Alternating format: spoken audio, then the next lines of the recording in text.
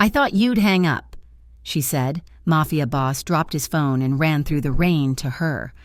The rain in New Jersey had a way of sounding like gravel thrown against the siding of the house, a rhythmic, abrasive noise that usually kept Samantha Rowe awake well past midnight.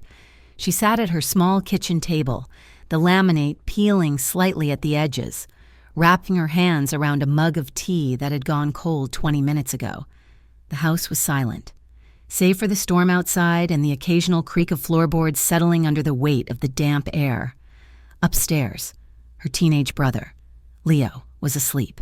She had checked on him twice already, standing in the doorway just to watch the steady rise and fall of his chest. It was a habit she could not break, a lingering scar from the chaos that had consumed their lives a year ago.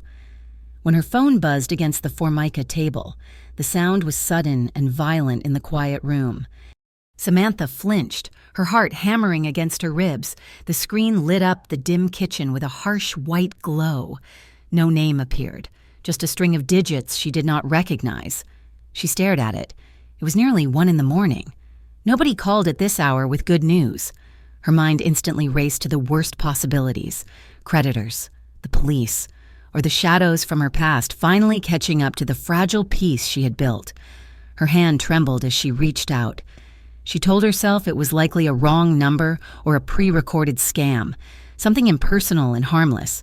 She slid her thumb across the screen and brought the device to her ear. She did not speak first. She held her breath, listening to the static on the other end. "Senator." A deep voice rumbled on the other end. It was not a question. It was a command, a voice wrapped in sandpaper and authority, expecting immediate obedience. Samantha blinked, her voice catching in her throat. "Hello?" The silence that followed was heavy. It was not the silence of a disconnected line, but the silence of a predator pausing to assess a sudden shift in the wind. On the other end of the line, sitting in a leather chair in a high-rise penthouse overlooking the Manhattan skyline. Luca Moretti frowned. He pulled the phone away from his ear, checking the number he had dialed. He had made a mistake, 1 digit off. He should have hung up immediately. He had a city to run, a syndicate to manage, and a corrupt politician to threaten before the sun came up. But he did not hang up. "Who is this?" Luca asked. His voice was lower now, stripped of the business-like aggression he had started with, replaced by a sharp curiosity. "You called me," Samantha whispered, her hand tightening around the phone. She should hang up. She knew she should. Men with voices like that were dangerous. She knew that better than anyone. But the rain was loud outside, and the house felt terribly empty, and his voice, despite its hardness, felt like a tether to something solid. "I think you have the wrong number." Luca leaned back in his chair. The room around him was expansive and cold, filled with shadows and expensive art that meant nothing to him. He was tired, a bone-deep exhaustion that sleep could not fix. The woman's voice on the other end was soft, trembling slightly, like a bird caught in a draft. It was the polar opposite of the world he lived in, a world of shouting, gunfire, and lies.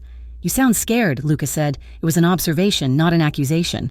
"It is late," Samantha replied defensively, though she did not lower the phone. "And it is raining. Does the rain scare you?" "No, the thunder does."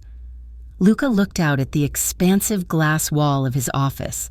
Lightning forked across the sky, illuminating the jagged skyline, but the glass was soundproof. He could not hear the storm.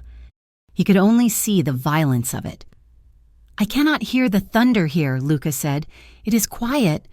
"That sounds lonely," Samantha said, the words slipping out before she could check them. Luca froze. Lonely. It was a word nobody dared to associate with Luca Moretti, the head of the family, the man who had taken control after his brother was butchered in the street. He was feared, he was respected, he was hated, but nobody ever looked at him and saw the isolation. "I did not mean to say that," Samantha added quickly, panic rising in her tone. "I am sorry. I should go." "Don't," Luca said. The word was sharp, almost desperate. He cleared his throat, regaining his composure. "Don't hang up. Just stay for a minute." Samantha hesitated. She looked at the dark window of her kitchen. Why? "Because I made a mistake dialing," Luca said, his voice rough, "and because I do not want to call the person I was supposed to call. Tell me about the rain. Tell me what it sounds like." So she did.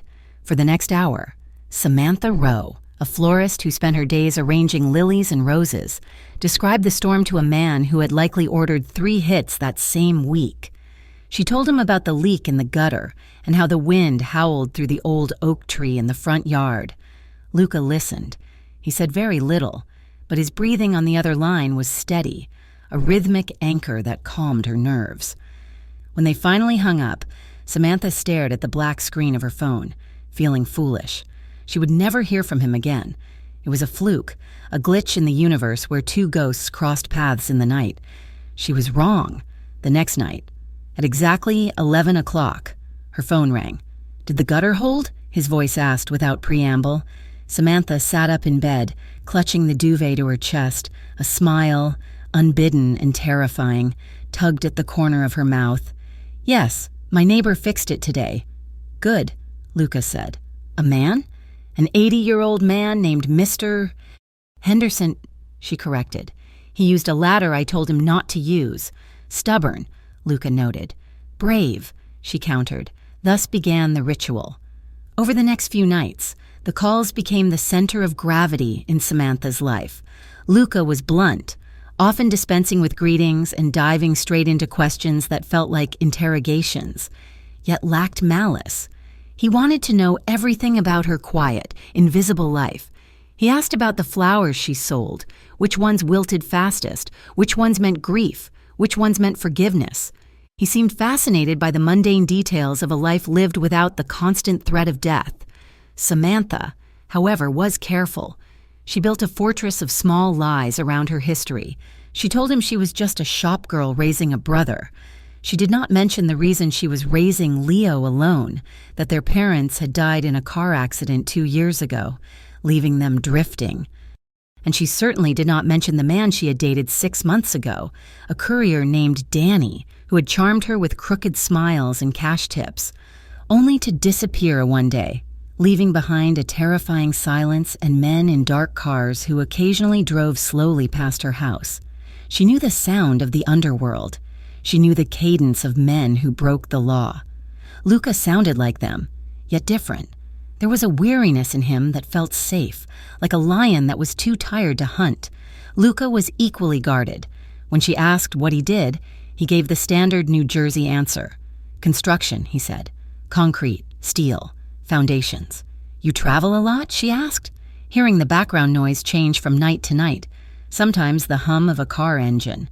Sometimes the echo of a large, empty hall. "Yes," he said. "I have to oversee supply chains, make sure things arrive where they are supposed to." "It sounds stressful." "It is necessary." One Tuesday night, the conversation shifted. The air between them had grown thick with unspoken familiarity. Samantha was lying on her rug in the living room, staring at the ceiling fan spinning lazily. "What are you afraid of, Samantha?" Luca asked. He had learned her first name 3 days ago. He had not given her his. She simply called him L. "Spiders," she said lightly. "And forgetting to pay the electric bill." "Stop it," Luca said. His voice dropped an octave. "Tell me the truth." Samantha swallowed hard. She traced a pattern on the rug with her finger. "I'm afraid of being left behind," she whispered. "I am afraid that everyone I love ends up vanishing." Silence stretched over the line. It lasted so long she thought the call had dropped. "Loyalty is rare," Luca said finally. "Most people are only loyal to their own fear." "Is that why you are alone?" she asked. "I am not alone," Luca replied, his voice hardening. "I am surrounded by people every hour of the day." "That is not the same thing," she said softly. "You can be surrounded by 1,000 people and still be the only real person in the room." Luca did not answer immediately. In his study, he swirled the amber liquid in his glass. He looked at the papers spread out on his mahogany desk, photos of a rival gang's shipment routes, lists of payoffs, and reports on a suspected rat within his own organization. He was surrounded by soldiers, captains, and advisors, but she was right. He had not spoken a true word to any of them in 5 years. I loved someone once, Samantha confessed, her voice barely audible.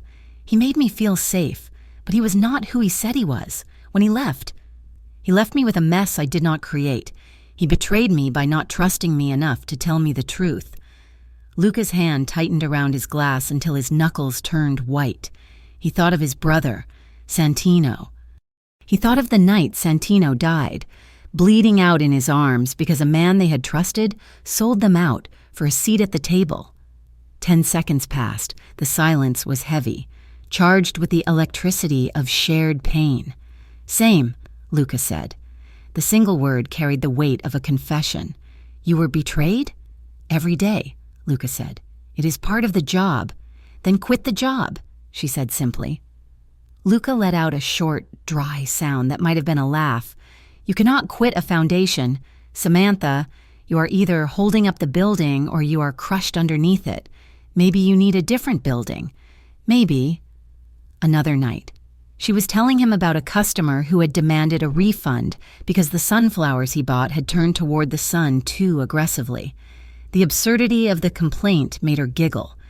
It was a bright, cascading sound, unself-conscious and light. On the other end of the line, Luca was sitting in the dark. His tie was undone, hanging loosely around his neck. On the desk in front of him sat a bottle of rare whiskey and a black Glock 19.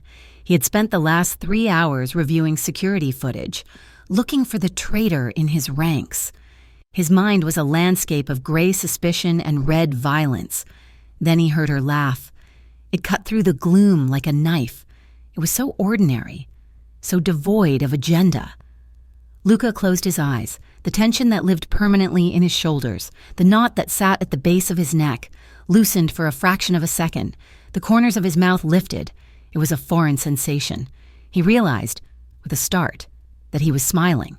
He reached out and touched the cold metal of the gun slide, then pushed it an inch away, as if the laughter on the phone and the weapon could not exist in the same space. Do that again, he said. Do what? Samantha asked, breathless. Laugh. I cannot just laugh on command. Elle, you have to be funny. I'm not funny, Luca said gravely. I know, she teased. You are very serious. You are like a storm cloud that learned how to use a telephone. Luca smirked. A storm cloud, he repeated. I have been called worse, usually sir or boss. I like storm clouds better. I like that you are the only person in the world who does not know who I am. He murmured. I know who you are, Samantha said firmly. You are the man who calls me at night to make sure the ghosts do not get me.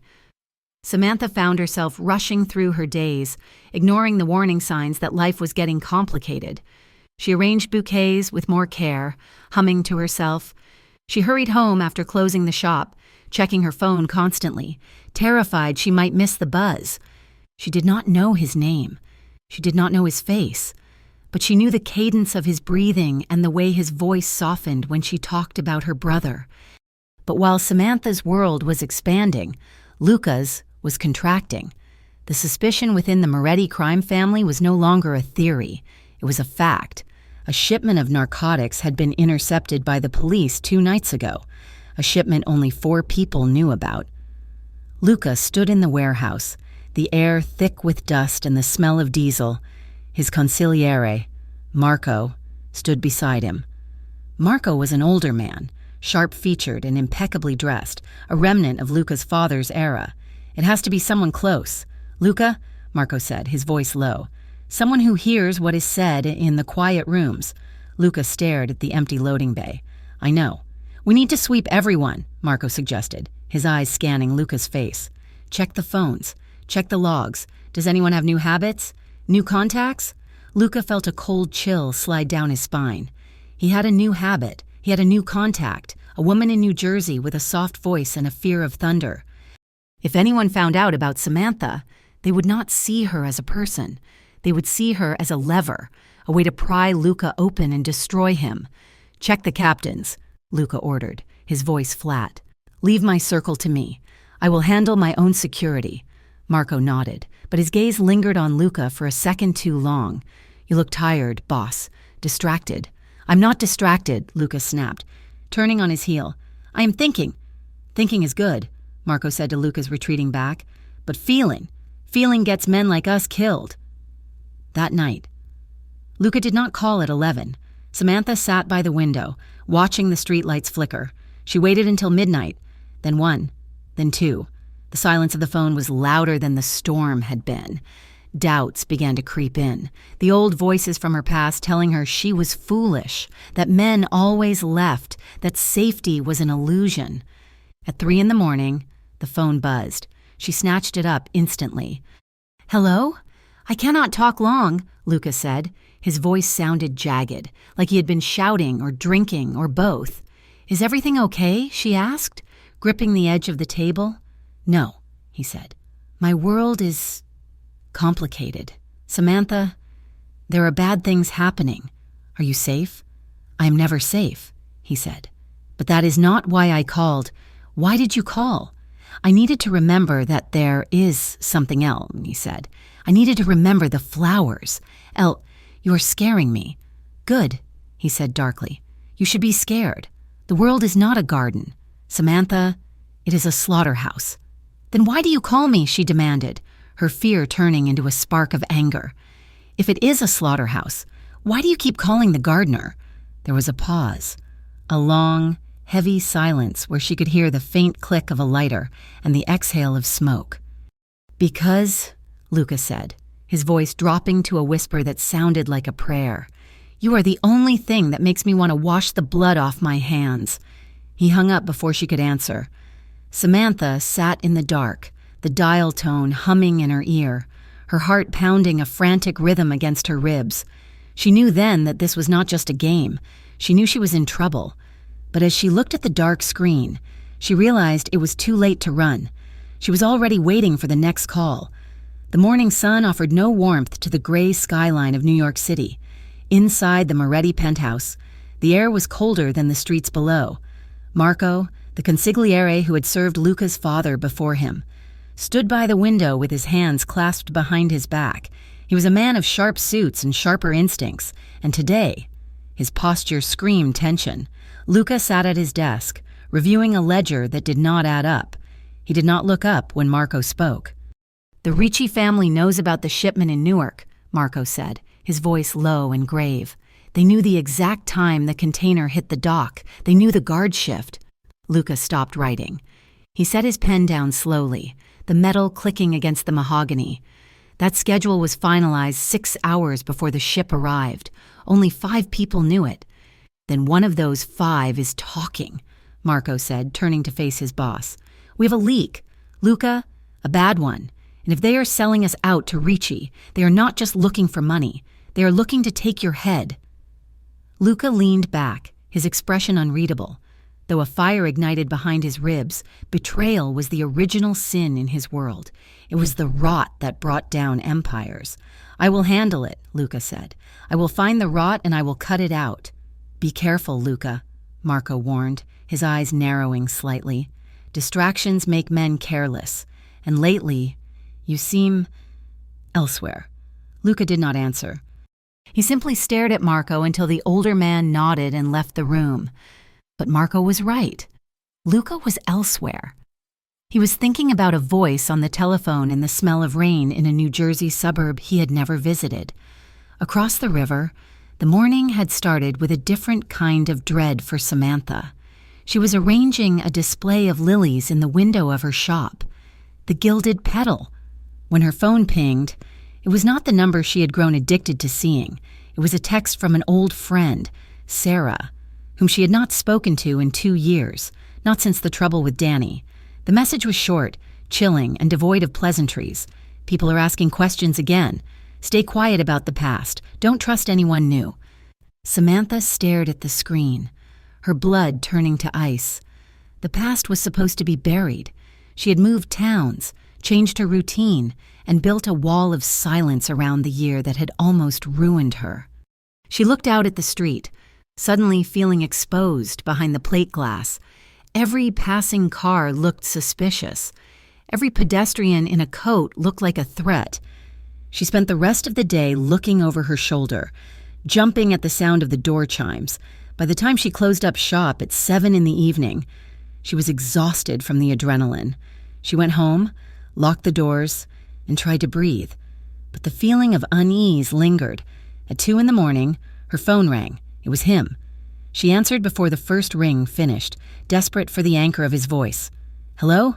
You sound breathless," Luca said. I had a bad day," she stammered. "Tell me," he commanded gently.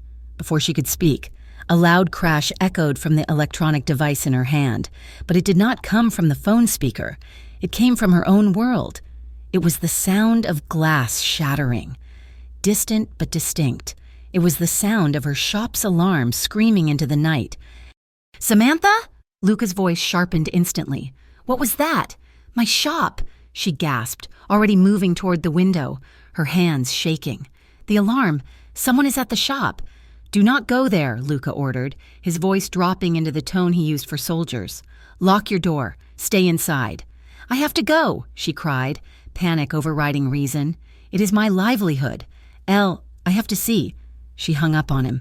It was the first time she had ever done so. 20 minutes later, Samantha stood in the center of the gilded petal. Surrounded by destruction, the front window was smashed, but it was not a robbery. The cash register was untouched, the computer was still on the desk, the violence was directed solely at the flowers. Vases were swept onto the floor.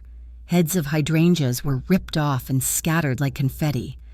And in the center of the room, a massive bouquet of 24 red roses, her most expensive arrangement, had been trampled into the floorboards, the petals crushed into a red smear that looked disturbingly like blood. Her phone rang. She answered it, her hand trembling so violently she nearly dropped the device. They destroyed them," she sobbed, her voice breaking. "They didn't take the money. They just killed the flowers." On the other end of the line, Lucas stood in his penthouse, his hand gripping the phone tight enough to crack the casing. He heard the terror in her breath, the raw, shaking sound of a woman who had been violated by fear. A cold, lethal rage washed over him, a familiar companion, but this time, it was protective. "Are you hurt?" he asked, his voice terrifyingly calm. "No," she wept, sweeping a pile of glass with her foot.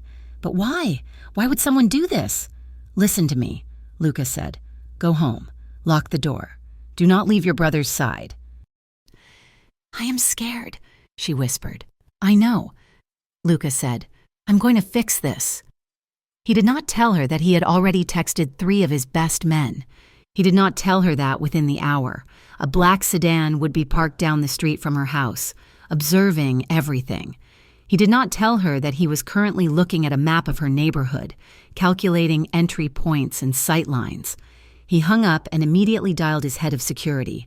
"I want eyes on the girl in Jersey. If anyone gets within 50 yards of her door, put them in the ground."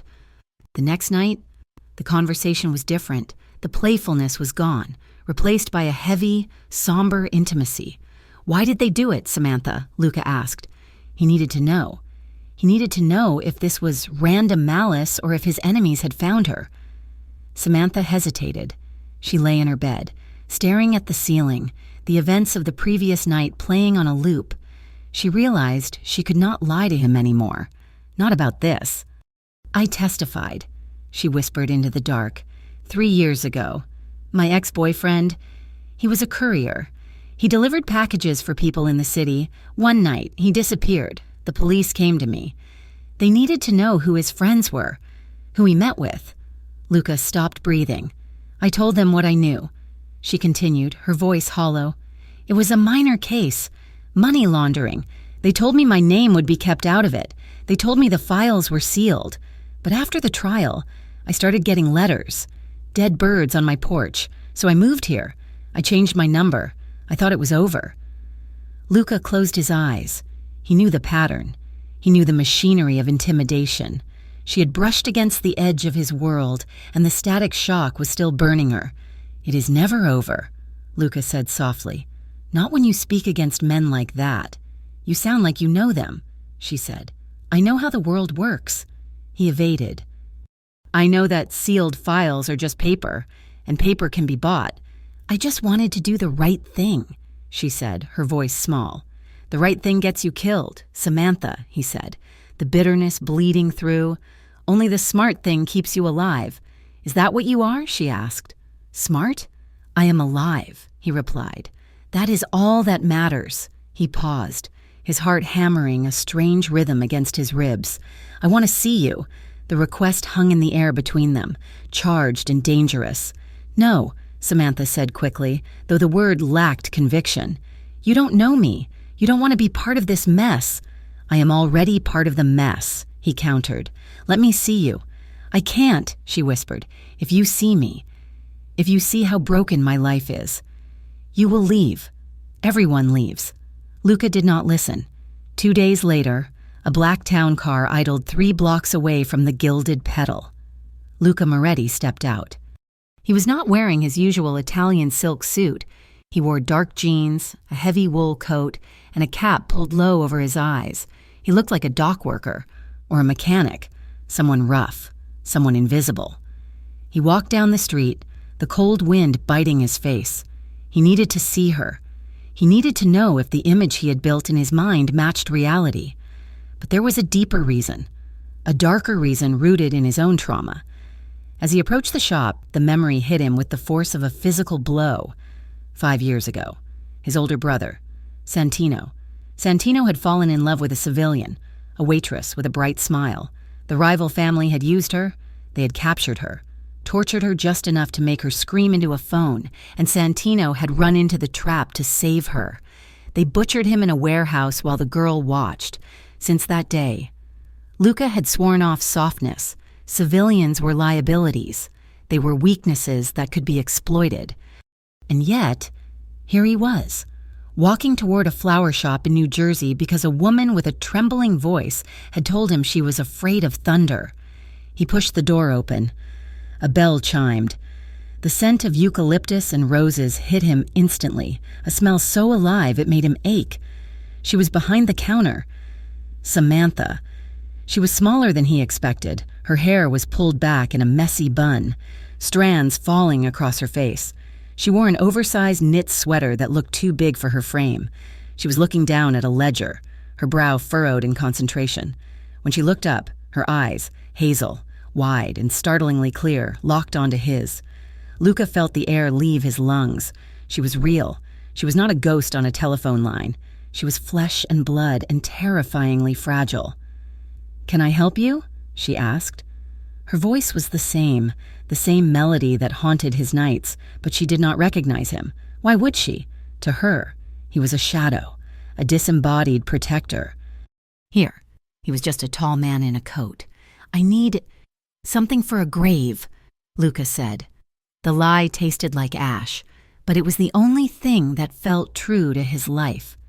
Samantha's expression softened instantly. I am sorry, she said. She stepped out from behind the counter, moving with a grace that mesmerized him. Was it recent? Long time ago, Luca rasped, keeping his voice low, altering the cadence to hide his identity. My brother. She nodded, her eyes full of an empathy he did not deserve. She walked to a bucket of white lilies. Lilies are for peace, she said, pulling one out and trimming the stem. They say the soul is at rest. She handed him the flower. Her fingers brushed against his gloved hand. The contact was electric, searing through the leather. Luca flinched, pulling back slightly. How much? He asked. Take it, she said softly. For your brother. Luca stared at her. He wanted to tell her everything. He wanted to tell her that he was the man on the phone, that he was the monster who kept the wolves away, that he would burn the city down if anyone touched her. Instead, he nodded. Thank you. He turned and walked out. He crossed the street and stood in the shadow of an awning, watching her through the glass. She went back to her work, unaware that the wolf was standing guard at her door. That night, the distance between them felt non-existent. Luca sat in his study, the single white lily sitting in a glass of water on his desk next to his gun. He had stripped off his tie. The whiskey burned his throat. You sound different tonight, Samantha said. She was in bed, the covers pulled up to her chin. Restless. I went for a walk today, Luca said. I saw things. What kind of things? Beauty, he said simply. and danger. They are usually the same thing. Samantha shifted in her bed, the rustle of sheets audible over the line. The sound sent a spike of heat straight to Luca's groin. "I am cold," she murmured. "The heating in this house is terrible." Luca closed his eyes, his hand gripping the armrest of his chair. "What are you wearing?" The question hung there, heavy and thick. It was a line crossed, a boundary dissolved. "A t-shirt," she whispered. "It is old, and gray socks. Is that all?" "Yes." Luca let out a slow breath.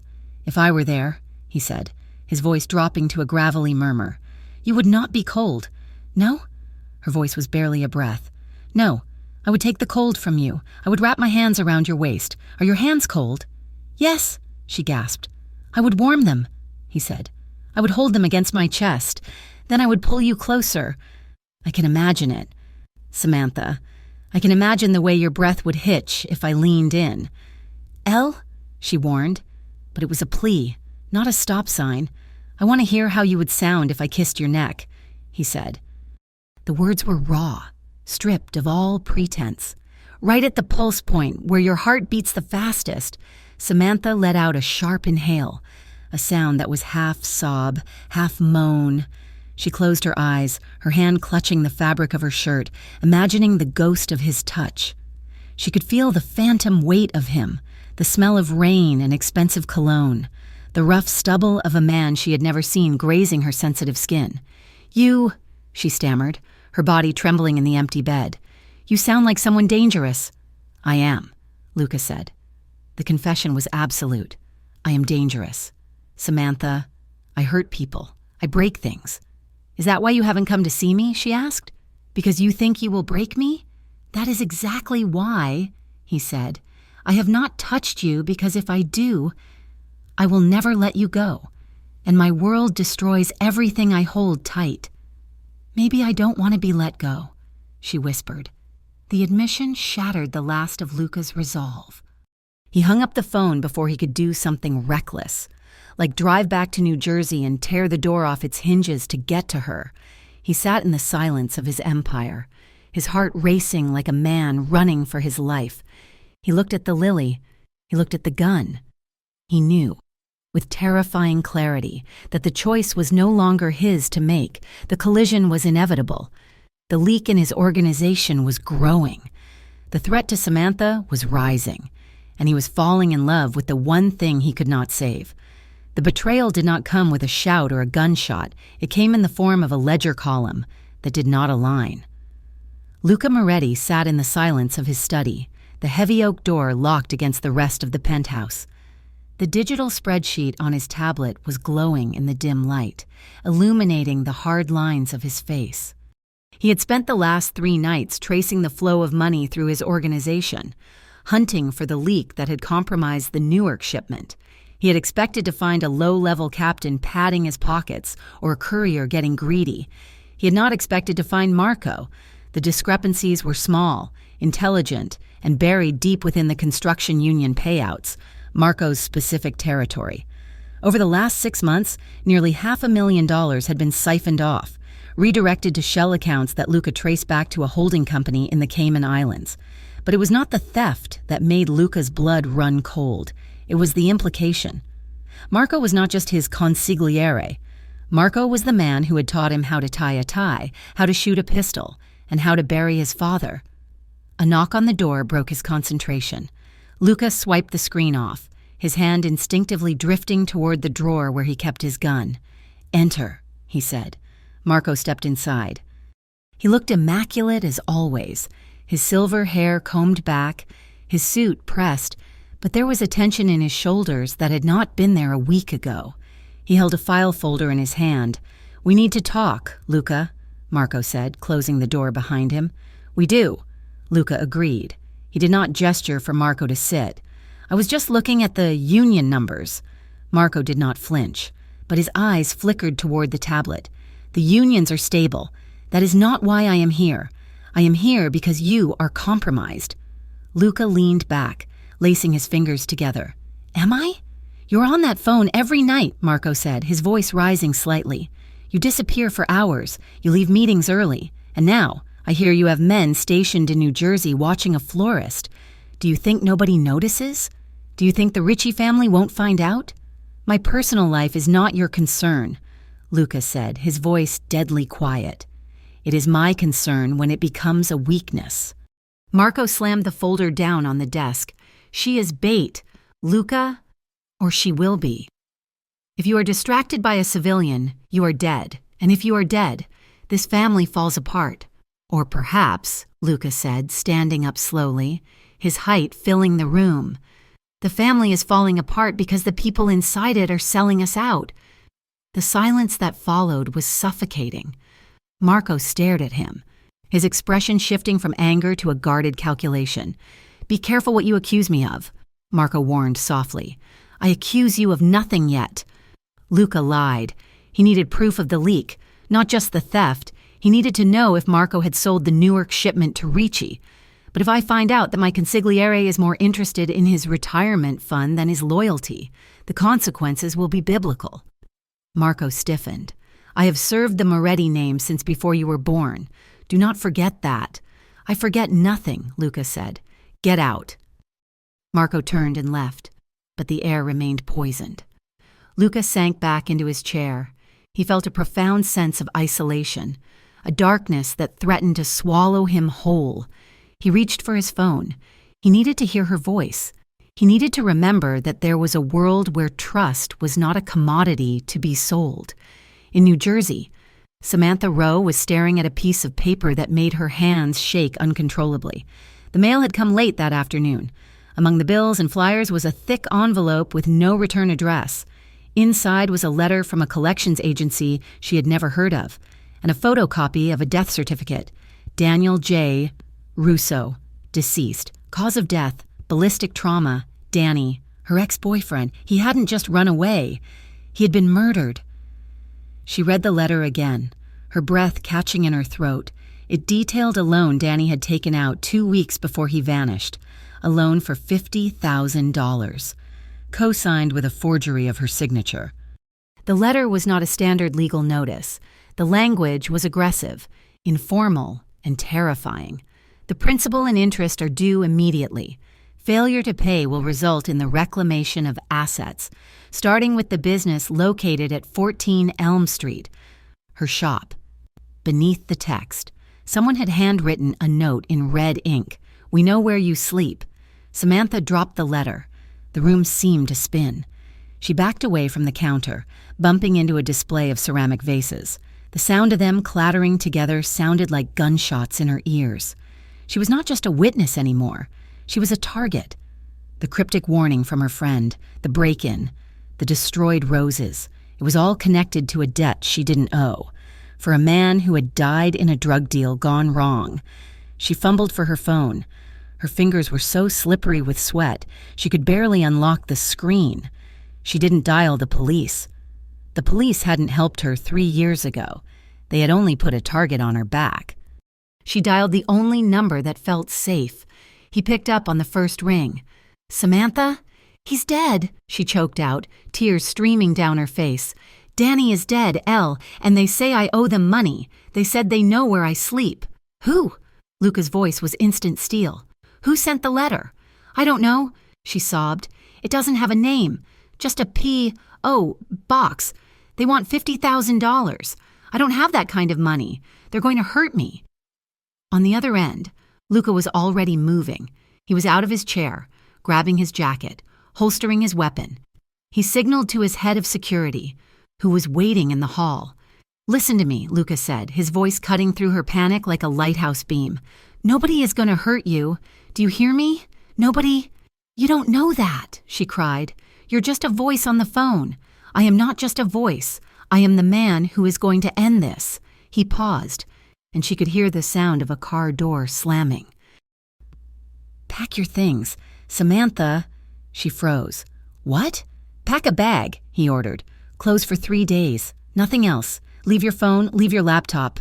I can't just leave, she argued, panic flaring again. Leo is at school, my shop. I can't just run away with a stranger. You have to, Lucas said. If they send a letter, they are already watching the house. You are not safe there. I have a car 2 minutes away. A man named Benito. He will knock on your door. You go with him." "No," she whispered, backing into the kitchen. "No, this is crazy. I don't know you." "Samantha," Luca said. His voice broke, just for a fraction of a second, revealing a depth of fear that mirrored her own. "Please, trust me. If you stay there tonight, I cannot protect you. And if anything happens to you, I will burn this entire city to the ground. Do not make me do that." The raw honesty in his voice stopped her. This wasn't a predator trying to lure her out. This was a desperate man trying to pull her from the tracks of an oncoming train. "Okay," she whispered. "Okay." The ride was a blur of gray highway and rain. Benito was a giant of a man with a broken nose and hands the size of shovels. But he spoke to her with a surprising gentleness. He picked up Leo from soccer practice, explaining calmly that there was a security issue at the house, while Samantha sat in the back seat, clutching her bag to her chest. They drove for 2 hours, leaving the congestion of New Jersey for the wooded hills of upstate New York. The rain intensified, turning the world into a smear of charcoal and silver.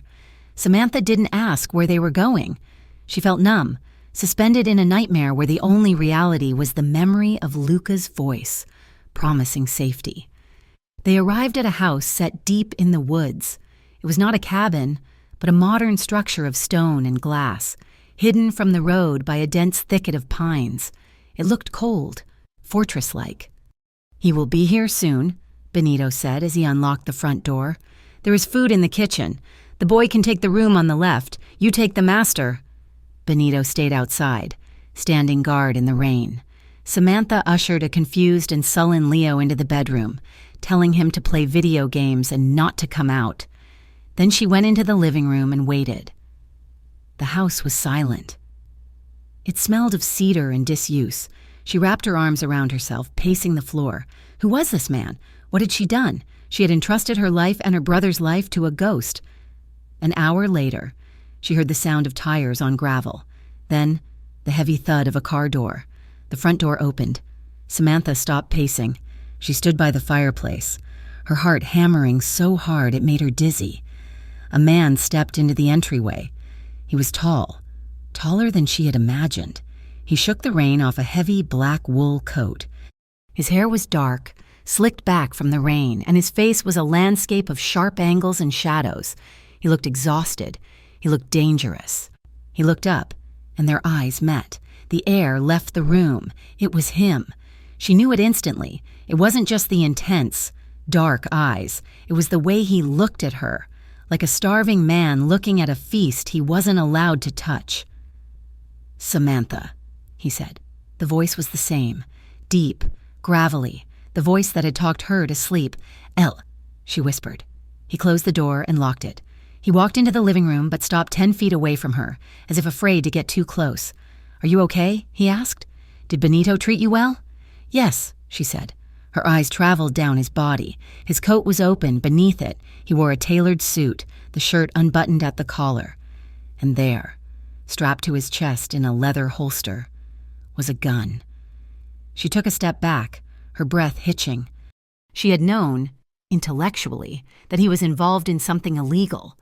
But seeing the weapon, a dull, black instrument of death resting against his ribs, made it real.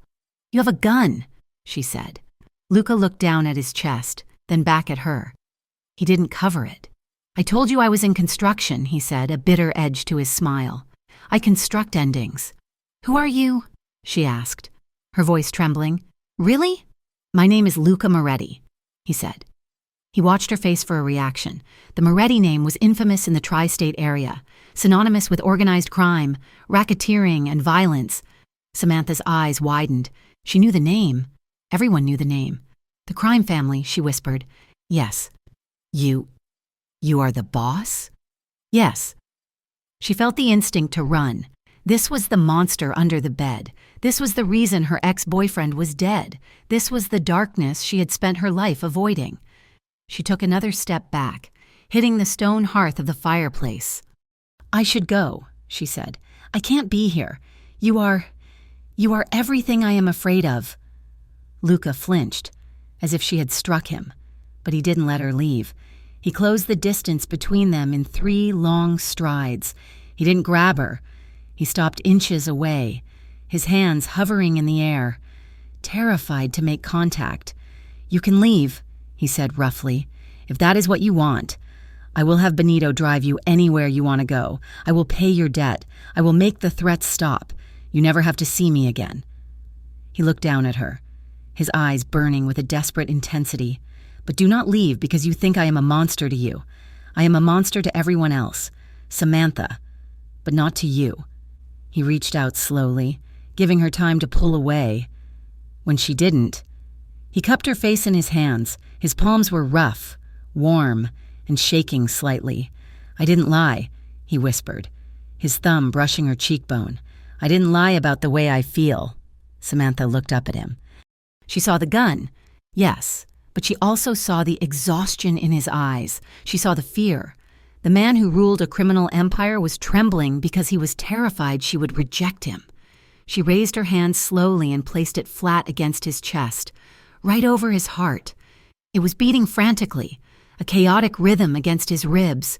"You're scared," she said softly. "Terrified," he admitted. "You kill people," she said, the reality still warring with the emotion. "I do, but you saved me. I would burn the world to save you," he vowed. The space between them collapsed. It wasn't a conscious decision. It was gravity. Samantha surged upward, and Luca bowed his head. Their lips met. It wasn't a gentle kiss. It was a collision of 2 desperate people trying to survive a storm. Luca groaned, a low, guttural sound, and his arms wrapped around her, pulling her flush against his hard body. He tasted rain and whiskey and danger. Samantha gripped the lapels of his coat, pulling him closer, needing to feel the solid reality of him. He walked her backward until her shoulders hit the wall. The impact was jarring, grounding. He pinned her there with his body, his hips pressing against hers, his hands tangled in her hair, tilting her head back to deepen the kiss. It was hungry, possessive, and overwhelming. Samantha gasped for air, her senses overloaded. She could feel the cold metal of the gun against her side, a stark reminder of who he was. But his mouth was warm, his tongue sweeping into hers with a passion that made her knees buckle. Luca pulled back, just an inch, his forehead resting against hers. They were both panting, their breath mingling in the cool air of the house. His eyes were blown wide, the pupils swallowing the iris. "Tell me to stop," he rasped. "Samantha, tell me to stop." He was giving her the power. The man who commanded armies was begging for permission. She looked at him, the scar above his eyebrow, the harsh line of his jaw, the vulnerability in his gaze. She realized that she had been waiting for this since the first time he asked her about the rain. "Don't stop," she whispered. He didn't. He kissed her again, harder this time, his hands sliding down to grip her waist, his thumbs digging into her hips. She felt a jolt of desire so sharp it was almost painful. Her hands roamed over his shoulders, feeling the muscle beneath the expensive suit. But then, the fear flickered back. Not fear of him, but fear of the intensity. It was too much, too fast. She whimpered, a small sound of overwhelm. Luca froze instantly. He pulled back, his hands immediately loosening their grip. Though he didn't let go completely, he looked at her, searching her face for signs of distress. "Did I hurt you?" he demanded, his voice rough with panic. Samantha shook her head, trying to catch her breath. She reached up and touched his cheek. "No, it's just... you are so strong. You are so much." She looked into his eyes, seeing the violence he held on a leash, the capacity for destruction that lived inside him.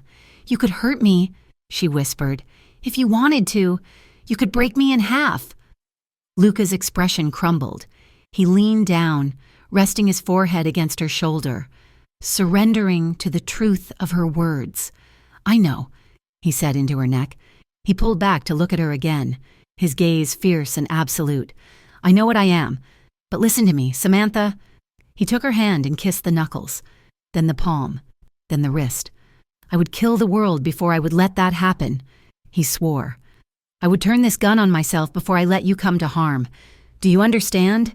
Samantha nodded, And in that moment, in a safe house surrounded by dark woods, she believed him. She realized she had not just run away from danger. She had run straight into the arms of the most dangerous thing of all, and for the first time in her life, she felt completely safe. The safe house was a fortress of stone and glass, buried deep within a forest of pines that whispered in the wind. To Samantha, it felt less like a sanctuary and more like a cage. 2 days had passed since Luca had brought her here.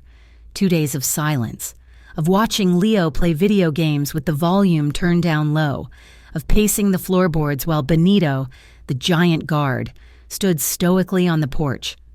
It was late afternoon when the illusion of safety fractured. Samantha was standing by the kitchen window, filling a glass with water from the tap. The rain had paused, leaving the woods dripping and heavy with mist. She looked out past the gravel driveway, scanning the tree line.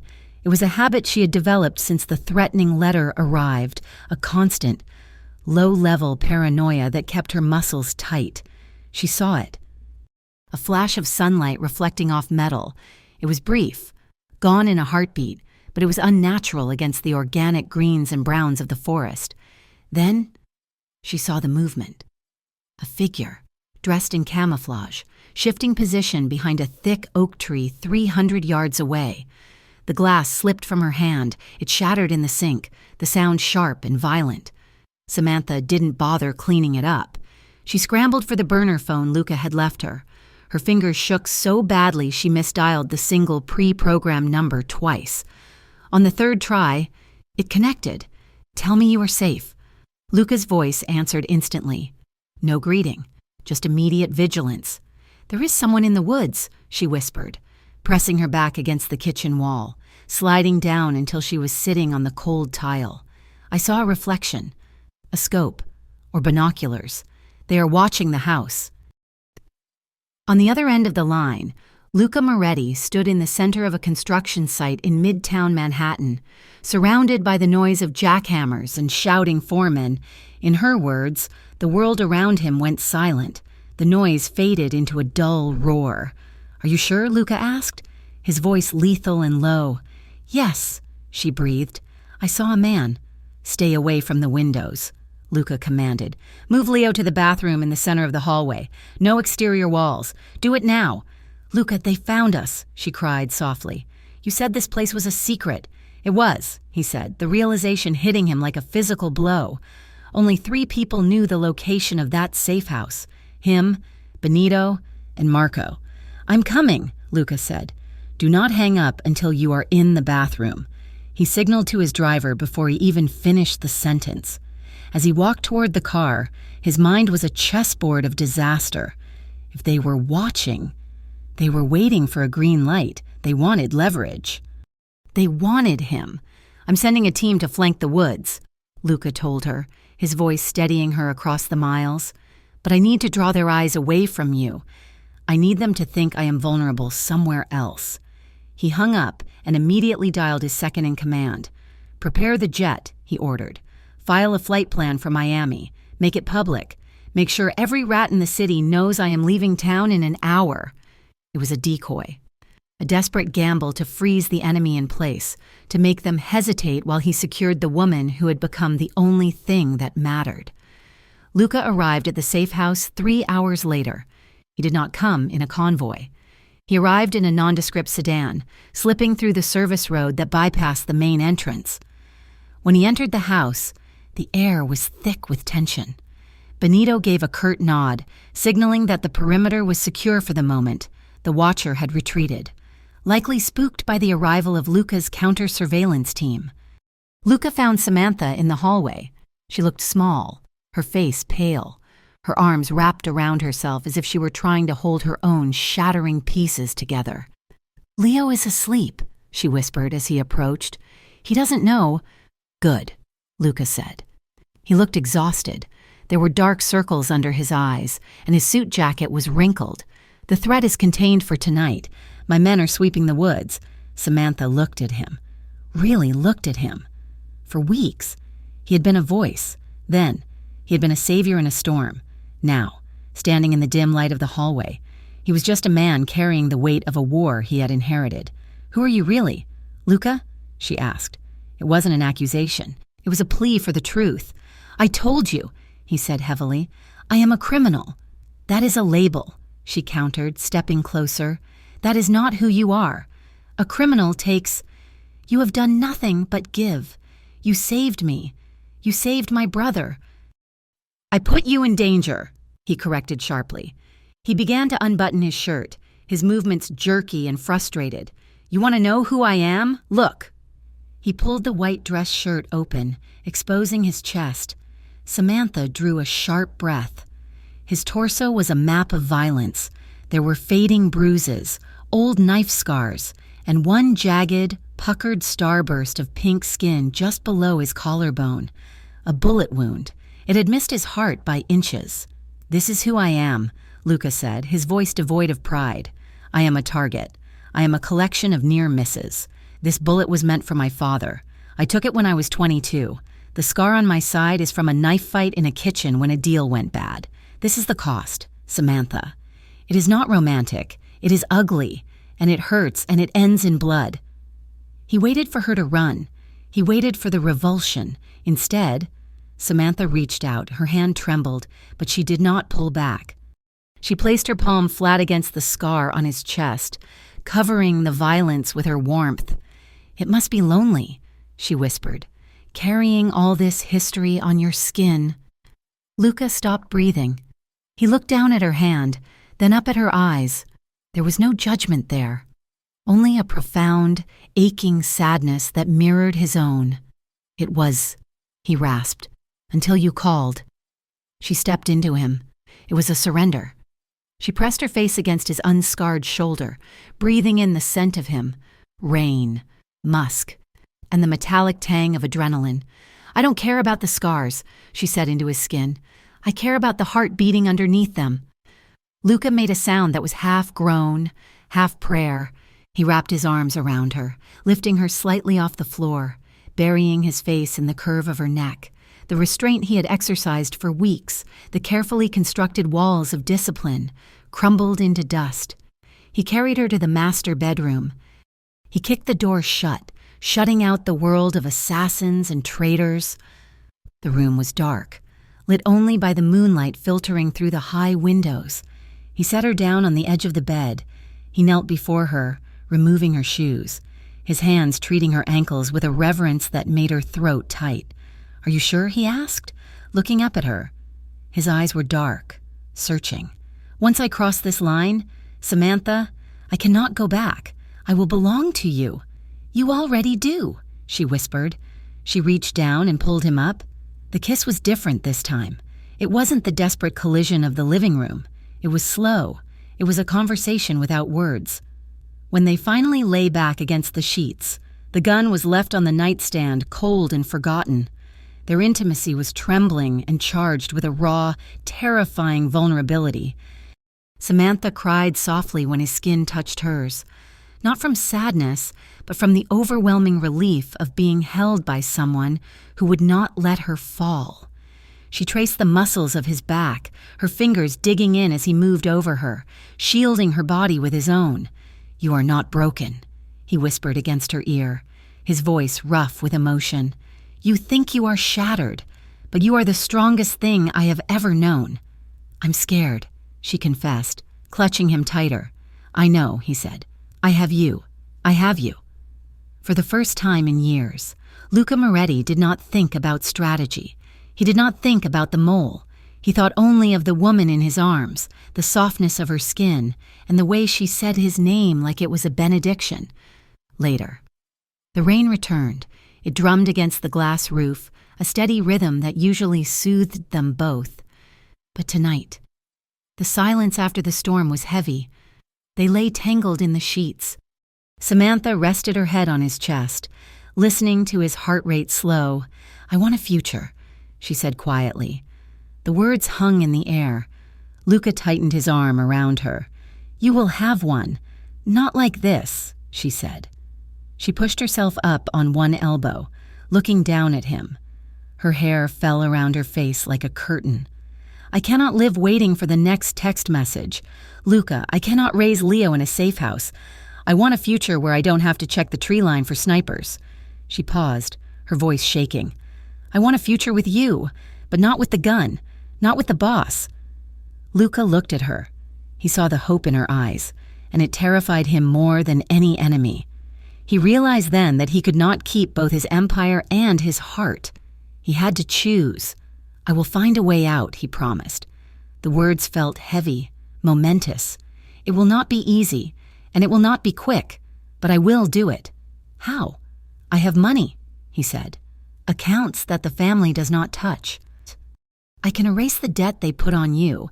I can clear your name from every database. We can go somewhere they cannot find us. Europe or South." "Can you really leave?" she asked. "Do you think they will let you?" "They won't," Luca said grimly. "That is why I have to kill the past before we can leave."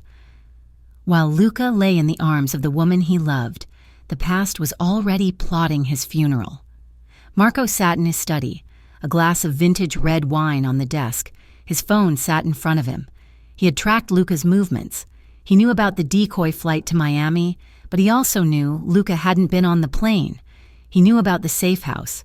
He picked up the phone and dialed a number that had been blocked on his caller ID for years. "He's at the cabin," Marco said when the line connected. "The girl is with him." On the other end, Matteo Ricci, the head of the rival syndicate, laughed. It was a dry, scratching sound. "Finally, you have done well. Marco." "The Moretti bloodline ends tonight. Just make it quick," Marco said, his voice devoid of emotion. "And the girl, she is innocent." "There are no innocents," Ricci replied. "She is his weakness. She dies first." The line went dead. 2 hours later, the perimeter alarms at the safe house did not sound.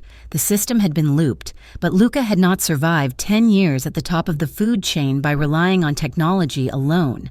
Benito, stationed on the roof with a thermal scope, saw the heat signatures moving through the brush. "Contact!" Benito's voice crackled over the radio on the nightstand.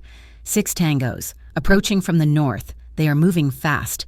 Luca was out of bed before the transmission ended. He didn't panic. He moved with the terrifying efficiency of a machine. He pulled on his pants and grabbed the gun. "Stay down," he ordered Samantha, pushing her toward the heavy oak wardrobe. "Do not come out." "Luca, do not come out," he roared. He sprinted into the hallway just as the glass of the front door shattered. The firefight was brief, brutal and loud. Luca's security team, handpicked and loyal only to him, had been waiting in the shadows of the garage. They caught Ricci's assassins in a crossfire before they even reached the porch. Luca stood in the foyer, the smell of gunpowder stinging his nose. He watched as his men dragged the bodies of the attackers away from the door. He walked over to one of the assassins who was still breathing, barely. He knelt down, pressing the barrel of his gun to the man's knee. "Who sent you?" Luca asked calmly. The man spat blood. "Ricci." "Ricci doesn't know this house," Luca said. "Who gave him the address?" The assassin grinned, his teeth stained red. "The old man, the one in the suit." "Marco?" Luca stood up. He didn't shoot the man. He left him for Benito to handle. He walked back into the bedroom. Samantha was huddled in the corner, shaking. He went to her, pulling her into his arms, checking her for injuries. She was physically unharmed, but her eyes were wide with shock. "It is over," he said, smoothing her hair. "They are gone." "Who was it?" she asked. "A mistake," Luca said.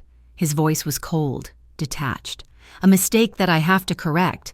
The wine cellar of the Moretti estate was 50 feet underground. It was climate-controlled, smelling of earth and old oak corks. It was a place of refinement, of history." Marco was standing by a rack of 1990 Barolo when the heavy iron door creaked open. He didn't turn around. He knew who it was. "I assume they failed," Marco said, swirling the wine in his glass. "They are dead," Luca said. He walked down the stone steps, his footsteps echoing in the cavernous room. He was still wearing the clothes from the safe house, his shirt stained with mud and the blood of the man he had interrogated. "You always were hard to kill," Marco noted. He turned around. He looked tired. He looked like a man who had accepted his fate. "Why?" Luca asked. He stopped 10 feet away. He didn't have his gun drawn. He wanted to hear it. "Because you are soft," Marco spat, the facade of the loyal uncle cracking. "You fell in love with a florist. You are distracted. You are weak. The family needs a leader who is made of iron, not a man who writes poetry to a girl in New Jersey." "I was protecting the family," Luca said. "I was rooting out the corruption. I found the money you stole. Marco shrugged. "A retirement fund. I gave my life to your father. I deserved more than a pension." "You sold my brother," Luca realized, the pieces falling into place. 5 years ago. Santino. You told Ricci where he was." Marco didn't deny it. "Santino was reckless. He would have started a war we couldn't win. I did what had to be done to preserve the business." "It isn't a business," Luca said, his voice shaking with a rage so pure it felt like ice. "It was my blood." "And now you will kill me," Marco said. "And you will be alone, just like you always feared." "No," Luca said. He drew the gun from his waistband. "I won't be alone. I have something you never had. I have a reason to live." Marco raised his glass in a mock toast. "To love," he sneered. Luca raised the gun. His hand was steady. He looked at the man who had raised him, the man who had taught him the rules of this cursed world. He felt a tear slide down his cheek. Not for Marco, but for the boy he used to be. The boy who had trusted him. To the end. Luca whispered. He pulled the trigger. The shot was deafening in the enclosed space. The glass shattered in Marco's hand. He fell backward, crashing into the racks of vintage wine.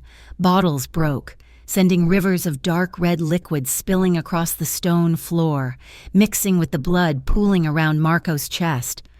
Luca stood there for a long time, watching the wine flow. He holstered the gun. He turned and walked up the stairs, leaving the body in the dark. He had cut out the rot.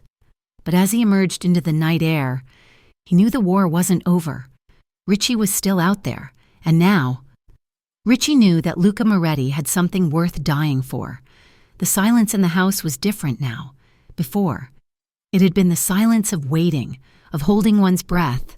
Now, it was the silence of a tomb. Luca had returned from the estate in the early hours of the morning, smelling of sulfur and old wine. He had not told Samantha the details of what happened in the cellar with Marco, but he didn't have to. She saw it in the deadness of his eyes. She saw it in the way he scrubbed his hands in the kitchen sink, using scalding water and a rough brush, as if trying to remove a stain that went deeper than the skin. She stood in the doorway, watching him. Her bag was already packed, sitting by the door. Leo was still asleep in the back room, blissfully unaware that the walls around them were closing in. "Luca," she said softly. He stopped scrubbing. He turned off the water and leaned against the counter, his head hanging low. "I handled it," he said, his voice rough, like gravel grinding together. "Marco is gone. It won't stop. Will it?" she asked. She walked across the kitchen, ignoring the instinct to keep her distance from the violence radiating off him. She placed a hand on his arm. The muscles beneath his shirt were rock hard, coiled with tension, killing him. It didn't fix this. It just made the hole bigger. Luca looked at her. For the first time, she saw true exhaustion in his face. Not physical tiredness, but a spiritual fatigue that had been accumulating for a decade.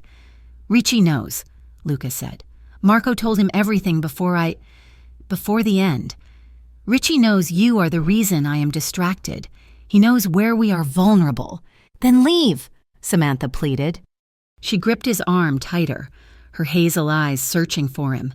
"Leave it all, Luca, the money, the territory, the pride. We can go. We can disappear. You promised me a future without guns. Let's start now." Luca looked at her, and for a moment, the desire to say yes was so overwhelming it nearly brought him to his knees.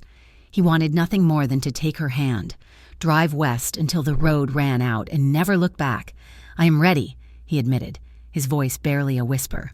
"I am done with this life. Samantha, I look at you, and I see the only thing worth saving." He pulled away gently, pacing the small kitchen. But we cannot just walk away. Not yet. If we run now, Richie will hunt us. He will send men to every corner of the earth. He's not a man who forgives, and he is certainly not a man who forgets a slight. I have to buy us freedom. How? A meeting, Luca said, the steel returning to his voice. I have called a sit-down with Richie, neutral ground. I will offer him the territory, the ports, the unions, the construction contracts, all of it. I will give him the Moretti Empire on a silver platter in exchange for one thing, safe passage for us. Samantha felt a chill run down her spine. He will kill you. No, Luca said, checking the magazine of his pistol before sliding it back into the holster. He is a businessman. Greed is the only language he speaks fluently. If I give him the crown, he won't care about the king.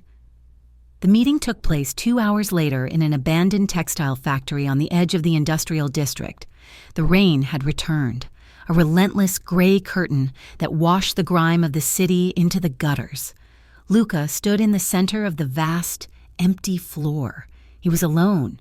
He had ordered his men to stay back, a gesture of submission that chafed against his pride but was necessary for the parley. The metal doors groaned open. Matteo Ricci walked in, flanked by 4 armed guards. Ricci was a short, thick-set man with eyes like a shark, black, flat, and soulless. He wore a cashmere coat that cost more than Samantha's childhood home, but he wore it with the swagger of a street thug. Luca. Ricci smiled. His teeth yellowed from cigars. I heard you had a cleaning problem in your cellar. Marco was a good earner. A shame. He was a traitor, Luca said coldly. He got what traitors get. And now you want to talk peace. Ricci laughed, the sound echoing off the concrete walls. You, the Lion of New Jersey, you want to surrender? I want out, Luca said, keeping his hands visible. I am offering you the keys to the kingdom. Matteo, the Newark docks, the union controls, the import routes, everything my father built. It is yours. Ricci stopped 10 feet away. He tilted his head, studying Luca with amused contempt. And what is the price for this generosity? I walk away, Luca said. Me and mine. No tails. No hits. We disappear, and you never say our names again, Ricci hummed, tapping his chin. It is a tempting offer. The Moretti Empire. Without firing a single shot. Take it, Luca said. Ricci's smile widened, but it didn't reach his eyes. The problem, Luca, is that you have something else I want, or rather, someone... Luca went still. The air in the factory seemed to drop 10 degrees. Marco told me about her, Ricci sneered. The florist, the little civilian who makes the big bad boss weak in the knees. He said she's pretty. He said she makes you soft. Leave her out of this, Luca warned, his voice dropping to a dangerous rumble. How can I? Ricci stepped closer, invading Luca's space. You see, if I let you go, you might come back one day. You might find your courage again, but if I take her, if I break her while you watch, then I know you will never be a threat again. A man with a broken heart is no king. Ricci leaned in, whispering the next words like a secret. I think I will keep her. Maybe she can arrange flowers for my funeral one day. Or maybe she can just warm my bed after I put a bullet in your head.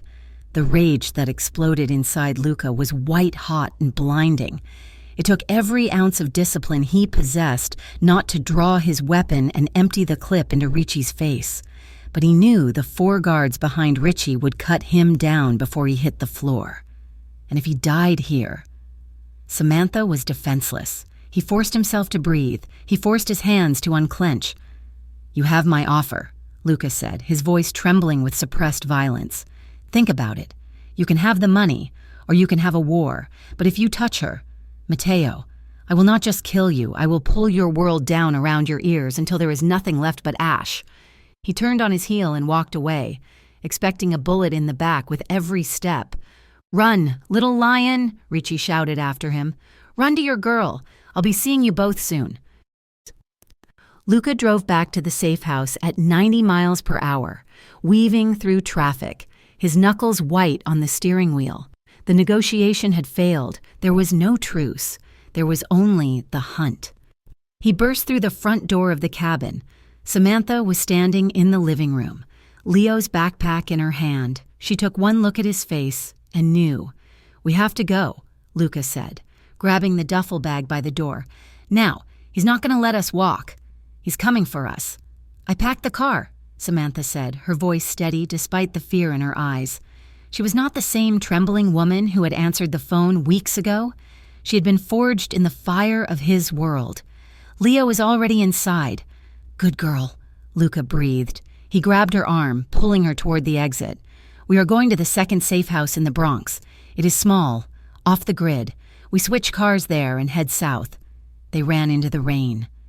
The storm had turned violent, the wind whipping the trees into a frenzy.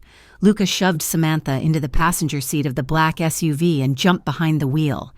They tore out of the driveway, gravel spraying behind them. They made it 5 miles before the nightmare caught up to them. They were merging onto the highway on-ramp when a heavy black truck slammed into their rear bumper. The impact was deafening. The SUV fishtailed, tires screeching on the wet asphalt. "Get down!" Luca roared, throwing his arm across Samantha's chest to pin her to the seat. Glass shattered as bullets raked the side of the car. The truck rammed them again, harder this time, spinning them around. Luca fought the wheel, his reflexes honed by years of survival, but momentum was against them. The SUV slammed into the concrete barrier, the airbag deploying with a cloud of white dust. For a second, there was only ringing silence. Then, the sound of doors opening, footsteps on the pavement. "Move!" Luca yelled. He kicked his door open, firing 3 shots blindly into the rain to suppress the approaching gunman. He grabbed Samantha, dragging her out of the wreckage. "Leo, move!" The teenager scrambled out of the back seat, terrified but moving.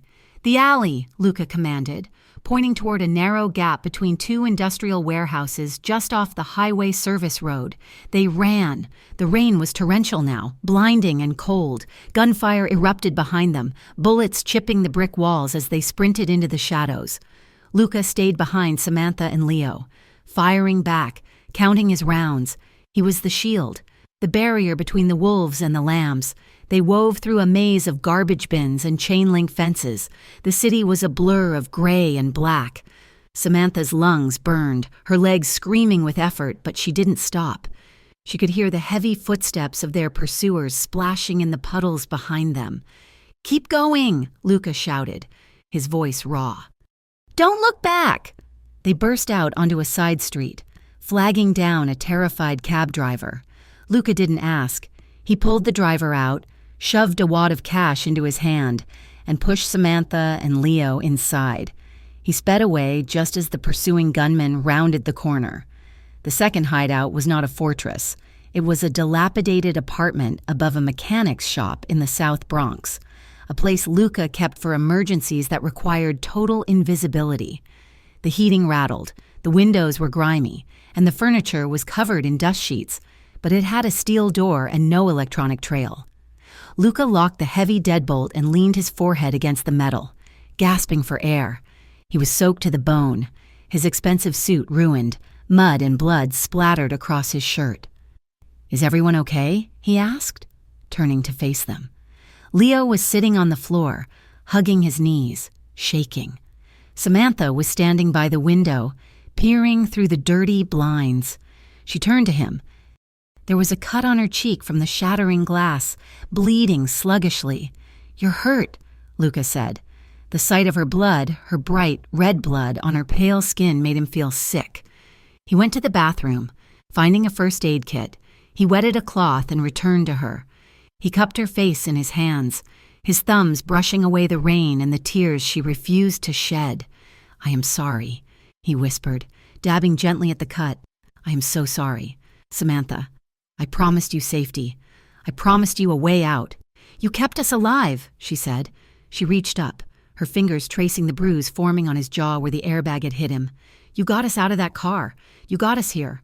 This isn't a life," he said bitterly. "Running through alleys like rats. This is not what you deserve. I don't care about what I deserve," she said fiercely. "I care about being with you." She took the cloth from his hand and dropped it to the floor. She stepped closer, pressing her wet body against his. The adrenaline from the ambush was fading, replaced by a desperate, aching need to feel alive, to feel something other than fear. "Luca," she whispered, "make me forget the sound of the guns." She kissed him. It tasted of salt and desperation. Luca groaned, a sound torn from the bottom of his soul. He wrapped his arms around her, lifting her up, carrying her to the dusty mattress in the corner of the room. He didn't care about the grime. He didn't care about the storm raging outside. He cared only about the heat of her skin and the beat of her heart. They shed their wet clothes frantically, tossing them aside. When skin touched skin, it was electric. Luca moved over her, his hands roaming her body, checking for broken bones, affirming that she was whole, that she was real. "If we die," she whispered, pulling him down to her, her legs wrapping around his waist. "If they find us, I want it to be in your arms. I want the last thing I feel to be you." "We are not going to die," Luca swore against her lips. "I will not let death take this. Not now." They made love with a wild, frantic intensity. It was not gentle. It was a reclamation of life in the face of imminent destruction. The rain pounded on the roof, a deafening drumbeat, but inside the room, the only sounds were their gasps and the friction of skin on skin. Samantha clutched his back, her nails digging into his shoulders, anchoring him to the earth. She cried softly, the tears mixing with the sweat on her face. It was a release of all the terror, all the hope, all the love she had been holding back. Luca buried his face in her neck, inhaling her scent. He moved with a rhythm that was both a plea and a promise. He worshipped her body, treating every inch of her as holy ground for a man who had known only violence. This absolute, unguarded vulnerability was a revelation. When the crest came, it shattered them both. They clung to each other, trembling under the thin, damp sheet, their breathing harsh in the quiet room. Luca rolled onto his side, pulling her against his chest. He smoothed her damp hair back from her forehead. He looked at her face, illuminated by the street lamp outside, and felt a surge of love so powerful it terrified him. "You are the only softness I have ever known," he whispered into the darkness. "Everything else in my life turned to poison. Everything else was sharp edges and betrayal. But you are the only thing that remains real." Samantha rested her hand on his heart. It was beating slower now, steady and strong. "We will make it. Luca, we will get out." "Yes," he said. But as he stared at the ceiling, watching the shadows dance, he knew the truth. Ricci would not stop. The attack on the highway was just the beginning. Across the city, in the opulent warmth of a private club, Matteo Ricci smashed a crystal glass against the wall. "They missed!" he screamed, turning on the leader of his hit squad. "2 cars, 4 shooters, and you let them slip into an alley?" "He is fast, boss," the man stammered. "He drives like a maniac, and he shoots back." Ricci paced the room, his face purple with rage. He had humiliated Luca.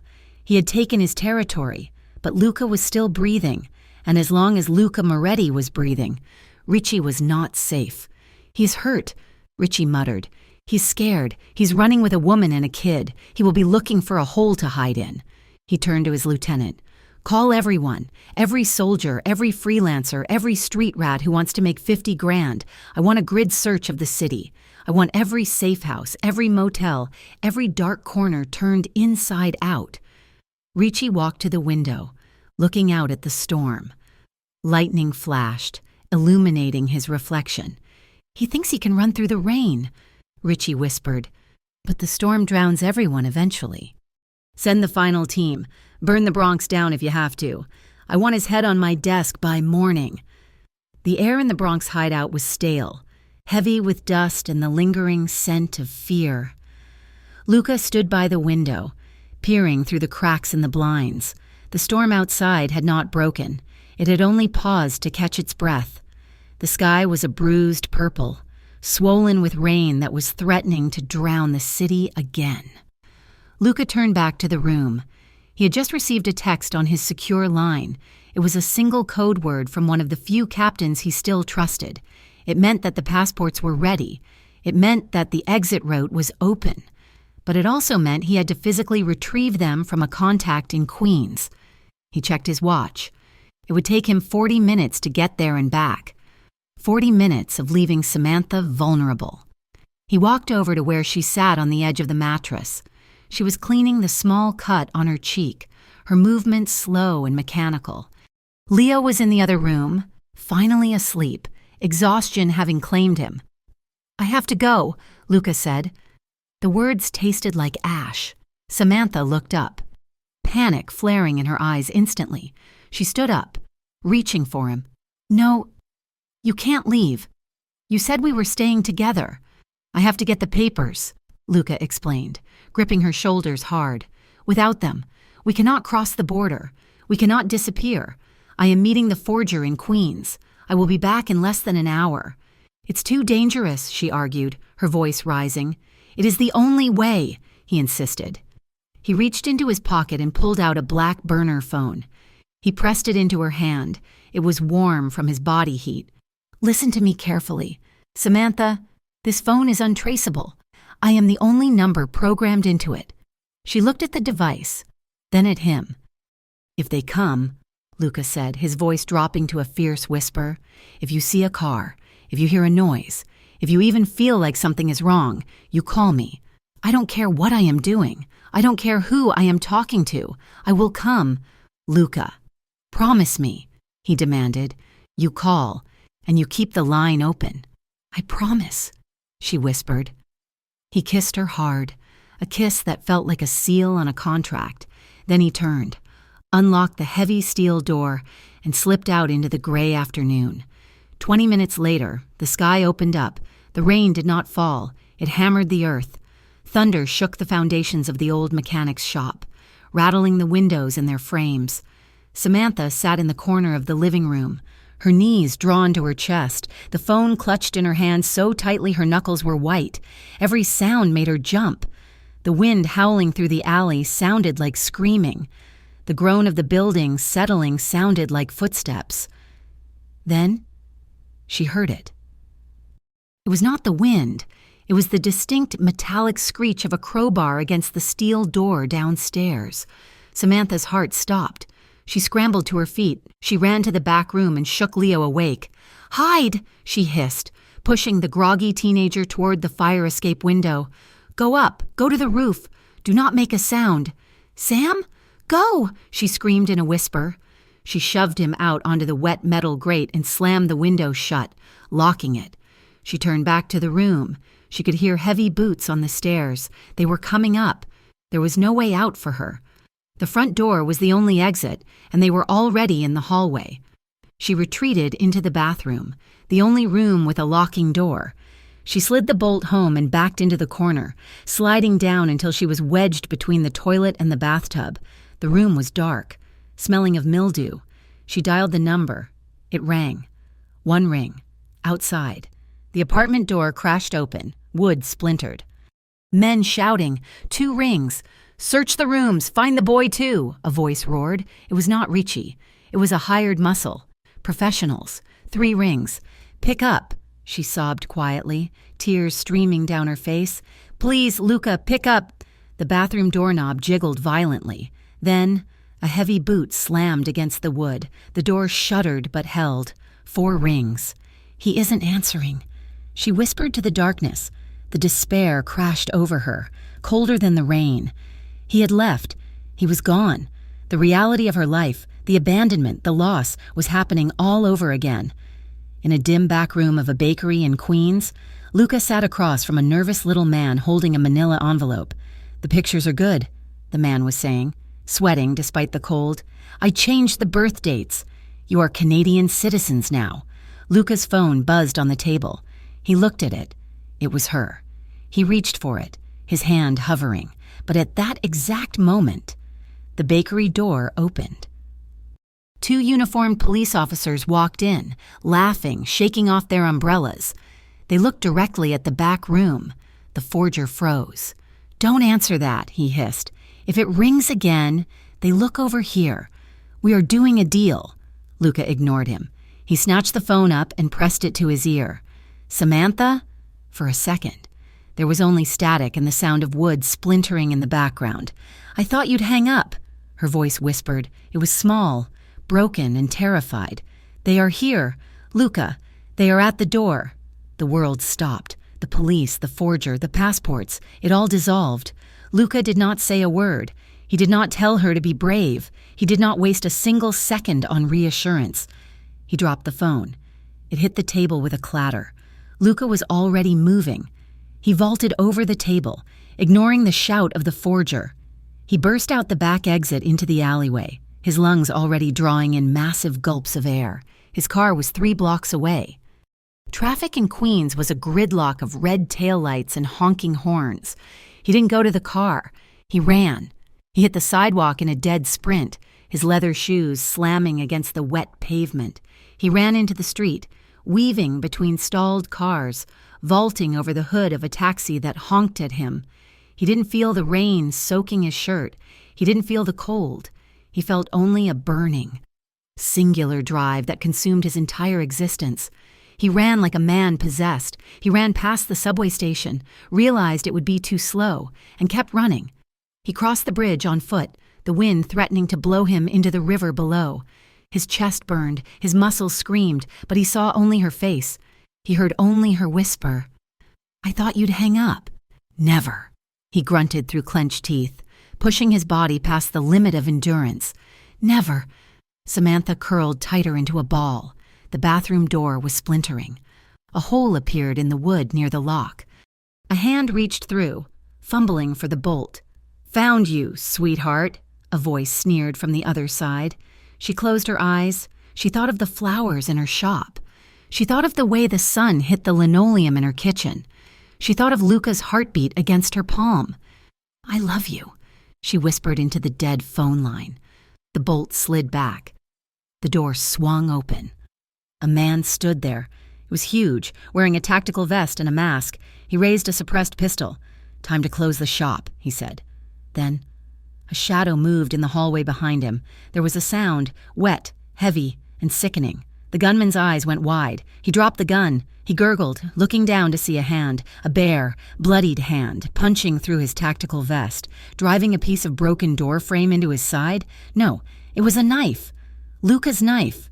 The man fell forward. Luca stood in the doorway. He looked like a demon risen from the ocean. He was drenched, his clothes clinging to his frame like a second skin.